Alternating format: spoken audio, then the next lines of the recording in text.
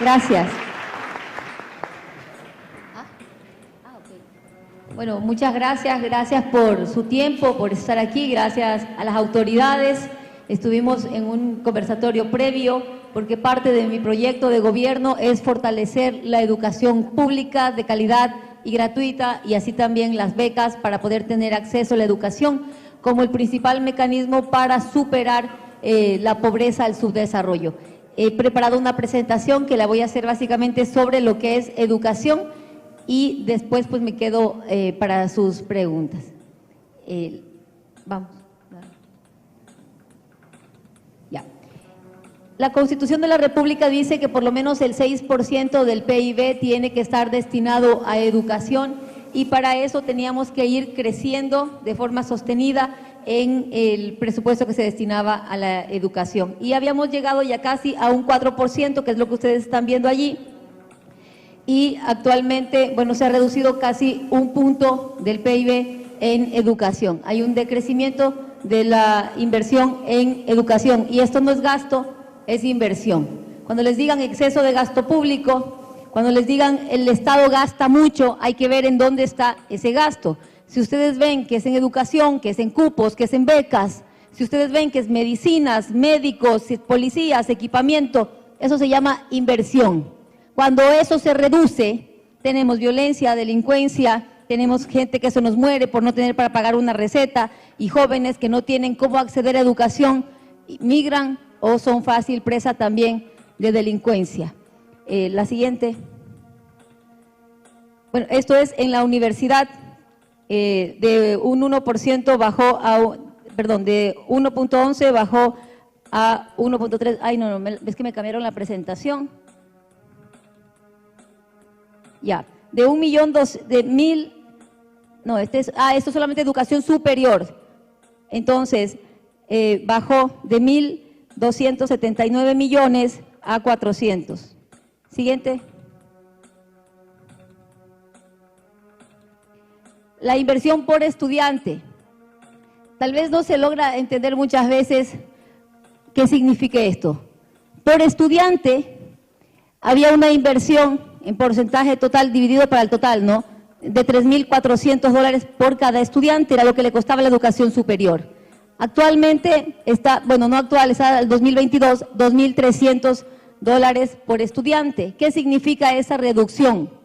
Significa que hay menos servicios universitarios, que no pueden tener buenas infraestructuras, que no hacen congresos, que no hay intercambios estudiantiles. Eso significa la reducción por cada estudiante. Esta universidad tiene buena inversión por cada estudiante, pero hay otras que no lo tienen y también allí va cómo destinas los recursos. Si tal vez no aumentas cupos para mantener la calidad de la educación en cada estudiante, también es un problema porque necesitas aumentar cupos para que ingresen más estudiantes. La siguiente. En total, en todo el sistema de educación superior se ha reducido cerca de 180 millones. Esto vamos a devolverle al presupuesto de la educación superior, pero va a estar atado al aumento de cupos. La siguiente. La ESPOL. ¿Cuál es la reducción que ha sufrido esta universidad en cuanto al presupuesto? Del 2016 al 22, de 82 millones a 69 millones. Y eso es la calidad de la educación. Si la mantienes, tienes que reducir cupos para no afectar a los que ya están, ¿verdad? Porque si nosotros dejamos que ingresen todos los estudiantes, falta infraestructura. Yo inicié mi educación en la Universidad Central del Ecuador, en Quito, universidad pública, y recibíamos clases de pie. Éramos 115 en una aula pequeña, entonces estábamos en los corredores, en los pasillos, perdón, entre las filas, sentados en el suelo, y eso no es calidad educativa. Entonces, devolver el presupuesto a las universidades para que ustedes también tengan calidad en la educación, en infraestructura, en servicios universitarios. Lo siguiente. ¿Qué vamos a hacer, no? Los 180 millones que ya les dije va a estar atado a lo que es el aumento de cupos.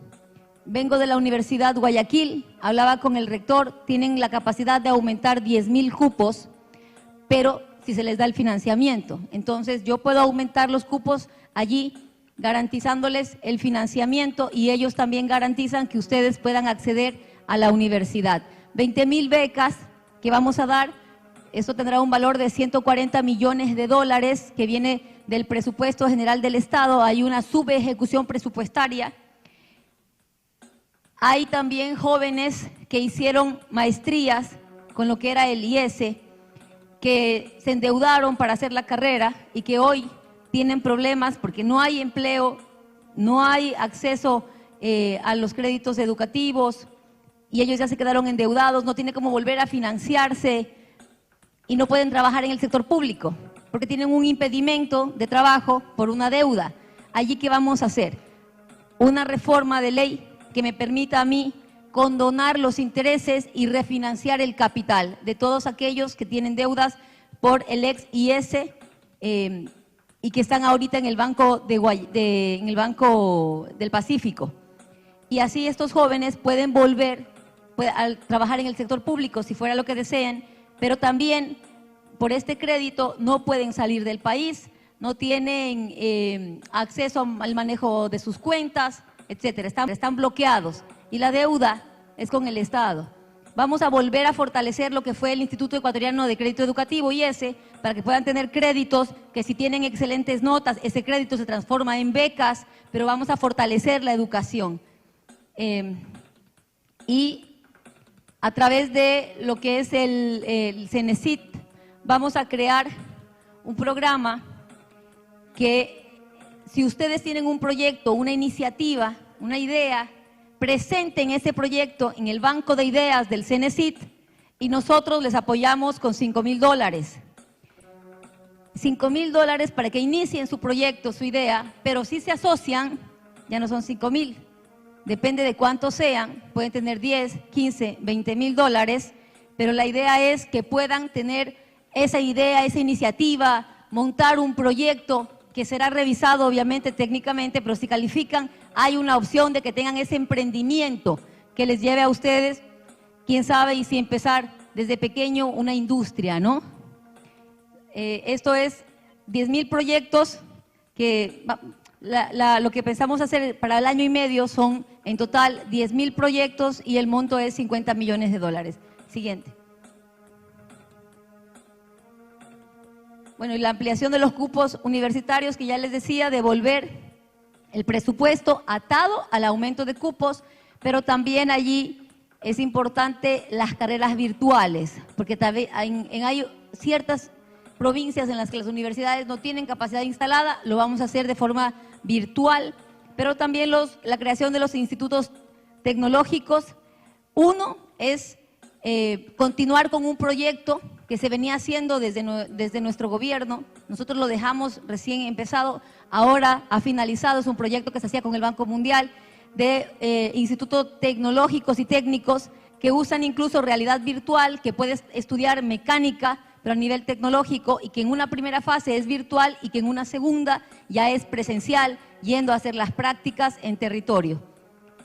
La siguiente. Uno de los conflictos que existe es el examen de ingreso. Las universidades tienen autonomía y deciden también qué examen poner. En nuestra época había el examen de CENESID, tuvo problemas con el examen de CENESID en la campaña anterior. El candidato a presidente en ese momento, Guillermo Lasso, les dijo a los chicos: libre ingreso a las universidades y eliminación del CENESID.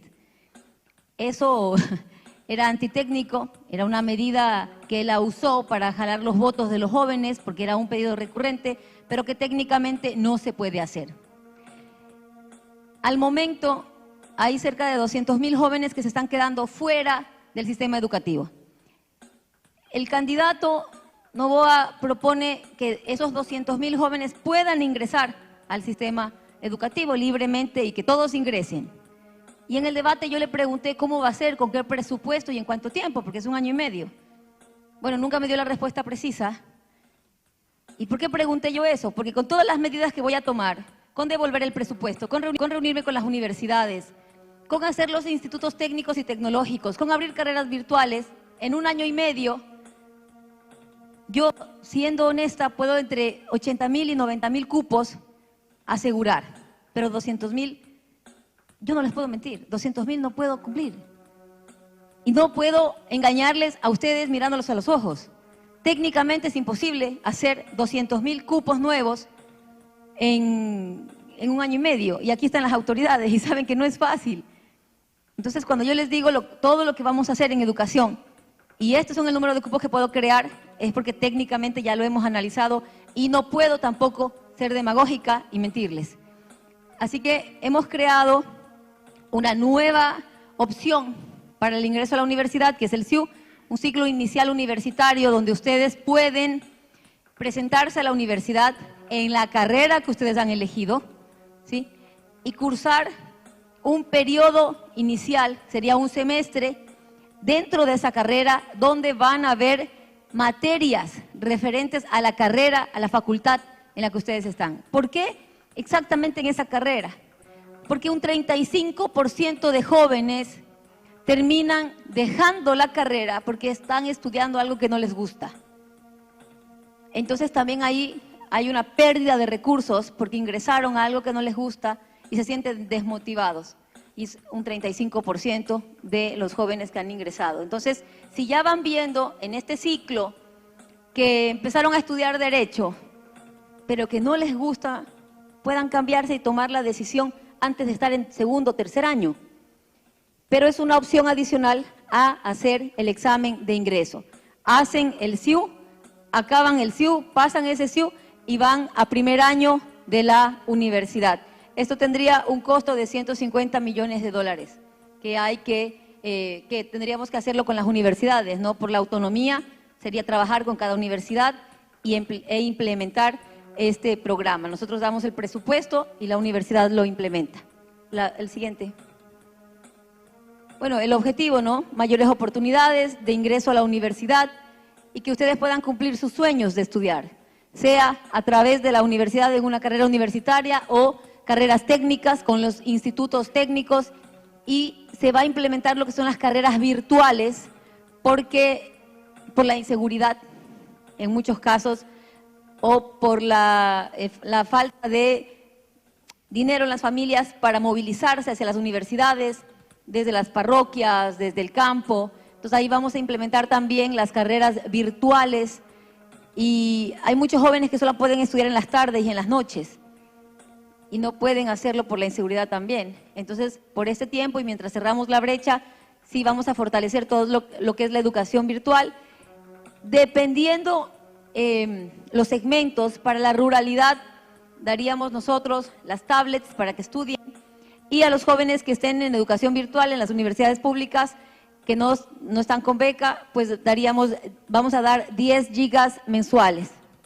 Lo siguiente, el empleo. El programa Mi Primer Empleo lo vamos a hacer junto con la empresa privada. Nosotros vamos a dar créditos productivos a las empresas privadas a través de la CFN, Ban Ecuador, a baja tasa de interés. Y parte de los compromisos también es trabajar en conjunto con ese Mi Primer Empleo. ¿Qué es Mi Primer Empleo? Que si la empresa privada contrata a los jóvenes por un año a medio tiempo, pagando todos sus derechos laborales, nosotros como Estado pagamos la mitad del salario. Y así los jóvenes van adquiriendo conocimiento, experiencia laboral, después decidirán si se quedan en esa empresa o buscan otra, pero ya tienen esa experiencia con Mi Primer Empleo. La inversión aquí es de $135 semanales, mensuales, porque pagamos la mitad del salario. Ya, esto es por cada joven, ¿no? Lo siguiente. ¿Hasta ahí acababa? Sí, porque lo siguiente era ya seguridad y no voy a explicarles seguridad con la presentación, a menos que lo pidan. Gracias.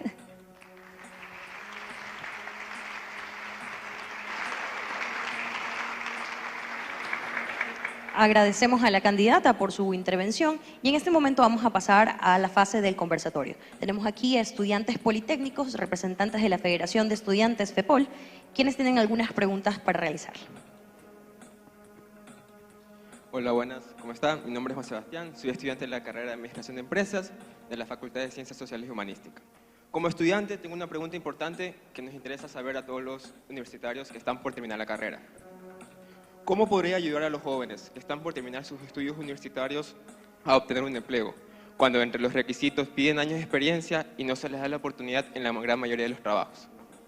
Bueno, justo lo que les presenté, este programa, Mi Primer Empleo, en conjunto con la empresa privada, donde nosotros como Estado pagamos la mitad del salario y la otra mitad la paga la empresa privada.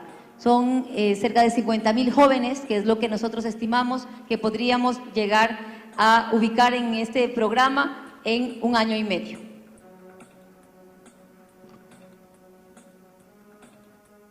Bueno, mi nombre es Cristian Gallegos, soy estudiante de la carrera de Biología en la Facultad de Ciencias de la Vida. En primera instancia, nosotros tenemos que entender que hay problemáticas dentro de la educación, una de las que es la mejora de la educación y el acceso a la misma. Mi pregunta va en base a cómo se plantea dentro de su gobierno de 1 año y medio poder mejorar la educación, hacerle más que todo un seguimiento, ¿no? Fuera de aumentar el presupuesto. ¿Cómo se llevaría a una buena gestión de la mejora de esta educación con las propuestas que hemos visto? Y cómo hacer este mismo seguimiento para el acceso a la misma. ¿Qué planes aquí o estrategias tienen ustedes como para...? Bueno, como acceso, como les mostré, para acceder es a implementar el SIU como un mecanismo adicional para que puedan acceder a la universidad y a la carrera que sea de su preferencia y que ya puedan conocer cómo es esa carrera desde adentro, ¿no?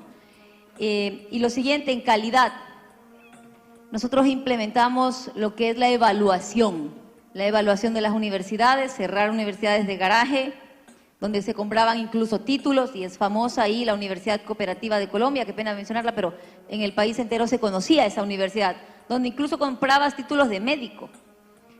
Entonces, la evaluación, fortalecer lo que es el CEACE, el CENESID, la capacitación a los profesores, que tenga el cuadro educativo, que sean de los mejores, con becas para que puedan estudiar también los maestros, y esto no solamente a nivel superior, también con los profesores a nivel de educación básica y bachillerato. Así mejoramos la capacidad, la calidad de la educación, capacitando a los maestros desde la educación inicial, básica y superior, bachillerato, y también la calificación a las universidades, las publicaciones que tienen, la investigación que se hace. Como yo les mencionaba, el presupuesto por estudiante se ha reducido en casi $1.000 por estudiante. La calidad también está allí. Congresos que se hacen, encuentros, intercambios. Eso es básicamente para calidad.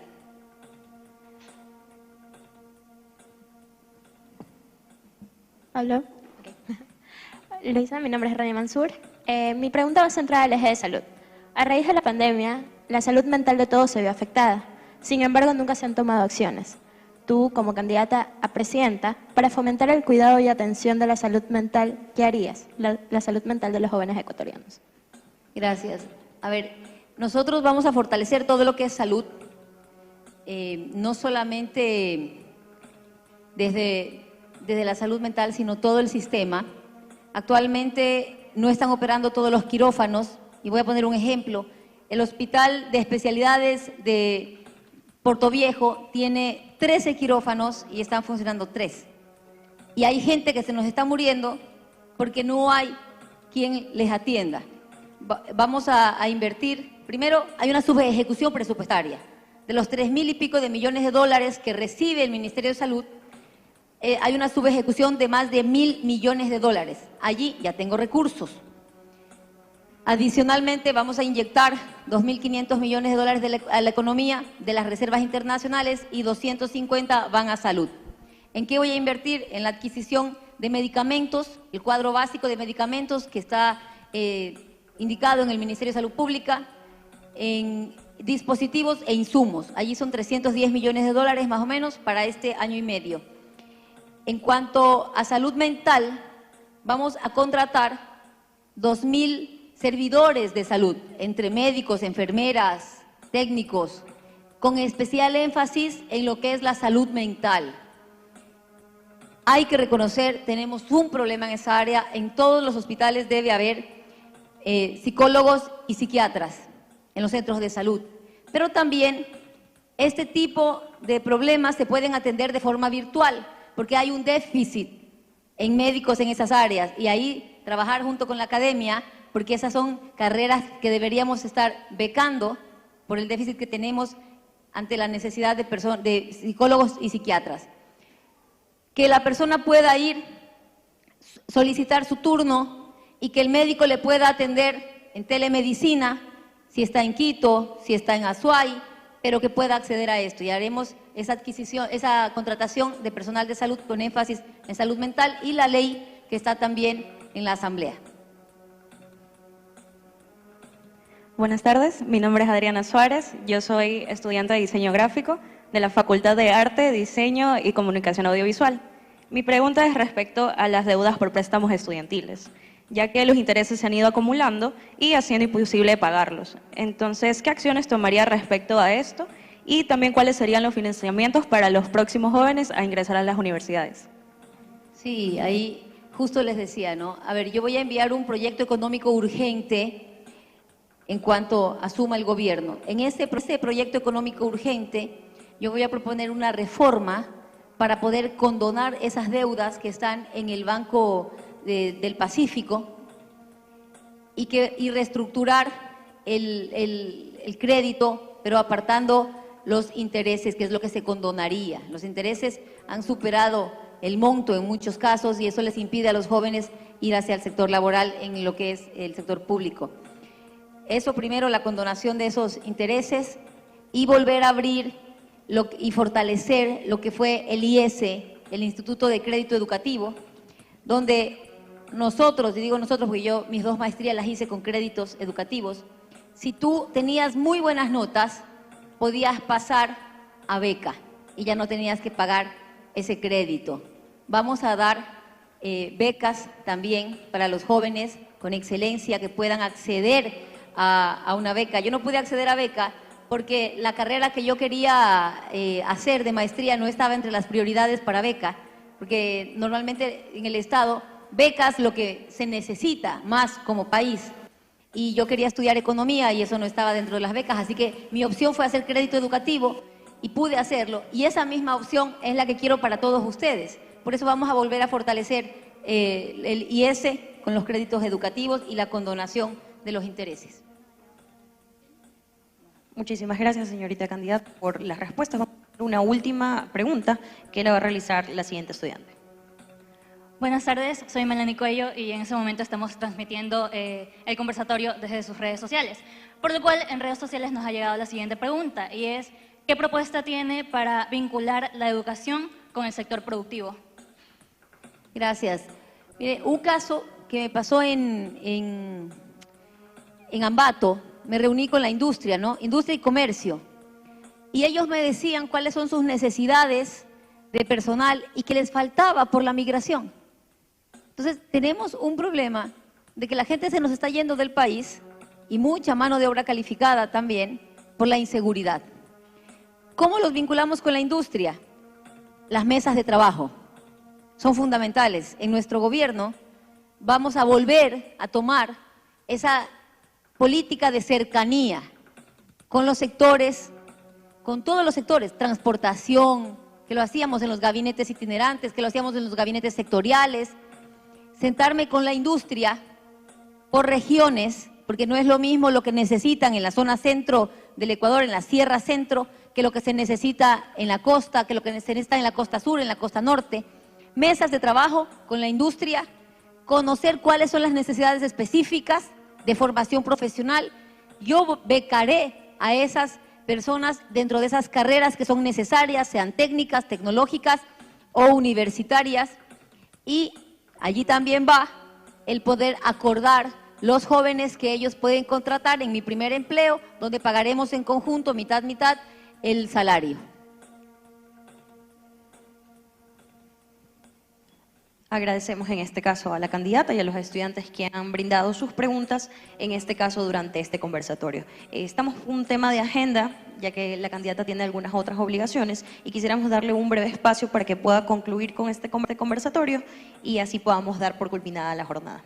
Un último mensaje para los estudiantes que están aquí. Bueno, no sé ni qué tengo en la agenda después de esto. Ya. Sí, ya me dijeron. Son tantas las actividades que ya después ya me lío en todas las actividades. Bueno, se nos queda, ¿qué dice? No logro ver. No logro ver, dicen que los lentes, que mis lentes tienen una tecnología especial, sí vieron, ¿no? Esos así súper chéveres, como los de la gente 007, que van leyendo, que ni sé qué. Estaba súper divertido. Y ahí vi también que empezaban a publicar que esos lentes los uso desde... Miren, va más allá, va por la lógica, ¿no? Yo tengo casi 46 años. Es lógico que ya necesito lentes. Hasta por la edad. No los uso siempre, por eso no alcanzo a leer lo que dice ahí. Y creo que se quedan muchas preguntas. Hay 2, 3, 4, 5, 6, 7, 8, 9, 10, 11. No voy a 12. No voy a alcanzar a leer todas. A ver.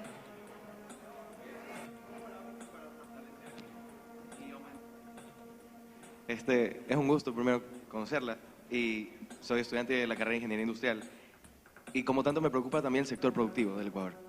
Nosotros somos productores de petróleo, entonces quiero saber cómo hará para fortalecer y aumentar la producción petrolera, sabiendo que en el Ecuador la mayoría de los campos ya son maduros y donde la producción está declinándose. Si piensa darle paso a la explotación de los campos de la cuenca sur de la Amazonía. Y ¿saben que es una excelente pregunta? Ayer fue el peor día de los últimos 20 años en producción petrolera. Ayer. El decrecimiento en la producción petrolera ha caído en cerca de 70.000 barriles. Y él ya lo sabe. Pero ayer fue el peor día de los últimos 20 años, justo ayer. Hay 20 campos que ya están concesionados y que podemos, mediante el diálogo con esas empresas que lo están, no quiero usar la palabra explotando, sino extrayendo el petróleo, podemos sentarnos en la negociación de que ellos aumenten la inversión para aumentar también la extracción de petróleo y aumentar los barriles. De hecho, una de las medidas que yo voy a tomar en cuanto asuma el gobierno es aumentar la producción petrolera de los campos que ya están concesionados. Pero también hay rondas petroleras pendientes y algunas que ya se están haciendo, por ejemplo el campo Amistad, que es de gas, pero se llama ronda petrolera y dentro de esas está el campo Amistad, que es gas, y que las voy a retomar para el aumento de la producción petrolera. Y pasa también por una ineficiencia en el Estado, ¿no? Pregunta, dice, ya no alcanzo porque tengo la otra actividad. Agradecerle. Listo, muchísimas gracias a todos. A ver, la última aquí. No me voy a ir nunca. Bueno, antes que nada, felicitarla por el debate. La verdad que lo hizo muy bien, realizó el nivel del debate y eso es lo que uno se espera en democracia. Bueno, antes que nada, a todos nos preocupa el tema de seguridad. Es una situación muy grave. Uno quiere tener todas las ganas de estudiar, pero a veces uno sale en el bus. A mí me han robado, a muchos compañeros míos también nos han robado. Entonces, es un tema modular. Hay que reconocer que el gobierno de la Revolución Ciudadana teníamos un índice menor de la tasa de homicidio por cada 100.000 habitantes. Eso es innegable. Sin embargo, también nos arroja una cifra muy peculiar, según las cifras del Ministerio del Interior, que dice que en el gobierno de Lenin, en el promedio, teníamos el promedio de los 4 años, 8.62 de tasa. En el gobierno de Rafael Correa, 12.62, que también es una tasa aceptable, sí. Nos sorprende porque a todos nos quedó debiendo Lenin, obviamente, pero tuvo un nivel bajo, más bajo que el de Correa. Pero uno puede decir, bueno, ¿Lenin acaso hizo algo particular? Y no es así, obviamente, no hizo nada particular, nos quedó debiendo. Entonces, aparte de leer las cifras, hay que también leer el contexto. Y tenemos que, a partir del asesinato de Rasquiña, de Rasquiña, ok, sí, se atomizó, pasó del 7 al 14, imagínense, se duplicó en una cifra insólita e histórica. Y es decir, ya sea por inoperancia o complicidad, tanto de los gobiernos anteriores, el narco entró dentro de nuestro país. Es decir, vivíamos una falsa de paz y teníamos una especie de caballo de Troya dentro de nuestro país. Mi pregunta va dirigida a este sentido. Recordar que tanto en el gobierno de Lenin y en el de Correa seguían operando, al igual que en el de Lazo. Mi pregunta es, ¿usted impulsaría una auditoría por probable complicidad con el narco a los 3 últimos gobiernos, tanto el de Correa, el de Lenín y el de Lazo? Bueno, también recordar que usted había mencionado que Correa sería su principal asesor. ¿Usted impulsaría una auditoría para los 3 gobiernos? Porque la verdad, según las cifras que tenemos un caballo de Troya increíble desde muchos años atrás. Recordar que la mafia albanesa llegó a nuestro país en el año 2009, en el gobierno de Rafael Correa. Muchas gracias, candidato. Gracias. No logro ver qué es lo que él tiene allí, pero ya, perdón, pásenme los lentes para que me dicten la respuesta. No, mentira. A ver, esta es la tasa de homicidios, ¿ya? Y nosotros recibimos el país con una tasa de homicidios de 17 muertes violentas por cada 100.000 habitantes. Después de eso sí sale la base de Manta. Y ojo, con la base de Manta la tasa era 17. En mi gobierno, el gobierno de la Revolución Ciudadana, nuestro gobierno, ahí está la señora prefecta, nosotros redujimos a 5 muertes violentas. ¿Cómo lo hicimos? Tomando control del Estado. La policía la equipamos. Solo en la policía invertimos cerca de $1.000 millones. Vehículos, motos, UPCs, VCs, chalecos, armamento, dignidad. Le casi triplicamos el sueldo a la policía, por una parte. Por otra, trabajamos en las causas generadoras de violencia, el hambre, la pobreza, la falta de empleo, de salud, de educación. Entonces también sacamos 2 millones de personas de la pobreza y así fuimos haciendo un país más seguro. Porque si tú solamente te enfocas en armar a la fuerza pública, estás condenado a un país a hacer cárceles en lugar de escuelas y colegios, ¿no? Entonces, las políticas sociales son fundamentales para controlar violencia y delincuencia. Actualmente, tenemos una tasa de sobre el 30 muertes violentas por cada 100.000 habitantes, probablemente cerremos el año en más de 40. Ahora, en cuanto al crimen organizado, la mafia albanesa, se llama albanesa porque viene de Albania, es decir, no es ecuatoriana. Hay mafia en todo el mundo, queridos jóvenes, porque la droga, ¿dónde va? Va a Europa, va al Reino Unido, va a Estados Unidos. Ahora, me reuní con el embajador de Estados Unidos, ayer me reuní con el embajador de Reino Unido, con los embajadores de la Unión Europea. 60% de la droga que está ingresando a Europa está ingresando por el puerto de Amberes, Bélgica, y sale del puerto de Guayaquil. Las mafias. Y me dice el joven que llegó en el 2009 a Ecuador. Llegó a Ecuador, pero está en el mundo. Vino de Europa. No nació aquí. Pero ¿cuál es la diferencia? La diferencia es cuando esa mafia ha tomado el control del Estado. ¿Cómo? Con la cabeza, Presidencia de la República. Ahí hay el informe León de Troya, donde una investigación, Policía del Ecuador, Policía de Estados Unidos y Policía de Reino Unido. Ese informe lo hicieron en conjunto y ese informe revela cómo el gobierno nacional tiene vínculos con la mafia albanesa. Entonces la diferencia es que pueden haber entrado a tu país y tú tienes el control de tu país, pero no llega a desarrollarse porque no tiene el control del gobierno ni de las instituciones públicas encargadas del orden. Esa es la gran diferencia. Y aquí está el efecto cucaracha. ¿Qué significa el efecto cucaracha?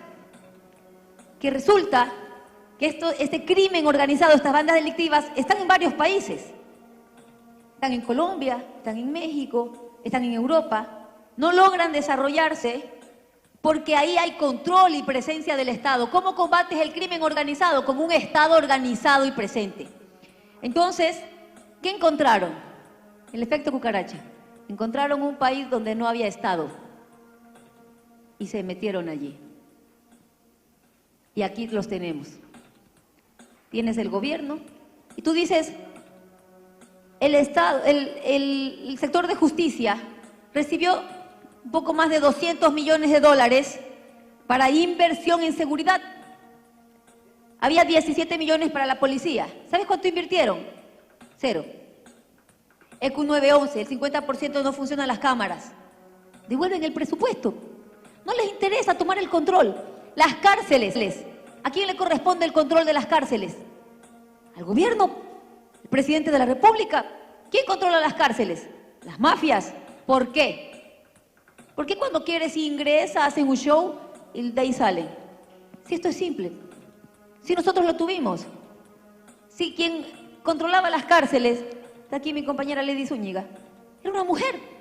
Y entraba y había política pública para manejar las cárceles. Y había control y estudiaban, porque había también una política para recuperar a esa gente, insertarlas en la sociedad, que estudien las carreras virtuales, para que tengan un oficio cuando salgan. Hoy día no hay nada de eso. Hay piscinas de tilapias, hay fiestas, hay videos de corridos. ¿Y eso no lo sabe acaso el presidente de la República? Si lo sabemos todos, pues si hasta publican en TikTok. No les da la gana de tomar medidas, de tomar el control del Estado. Yo voy a tomar el control del Estado, tomar el control de las cárceles, de los puertos, de los aeropuertos. Y jóvenes, googleen por favor, ¿quién es Bernardo Manzano? Googleen quién es Bernardo Manzano. Bernardo Manzano fue ministro de Agricultura, vinculado a la mafia albanesa, está dentro del informe León de Troya, aumentó los cupos de exportación. Sí, quitaron los controles a las bananeras. Lamentablemente Bernardo Manzano está vinculado, es gerente del Grupo Novoa.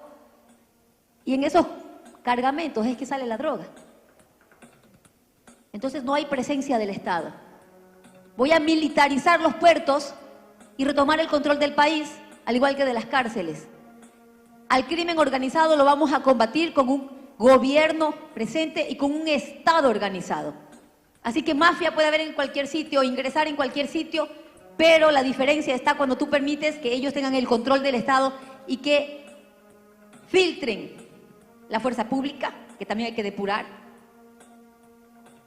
la función de justicia. Y por ahí vamos a empezar. ¿Cuántos albaneses habrá en Ecuador? Digamos que hay 2000. ¿Y dónde están los sistemas de inteligencia? Investiga.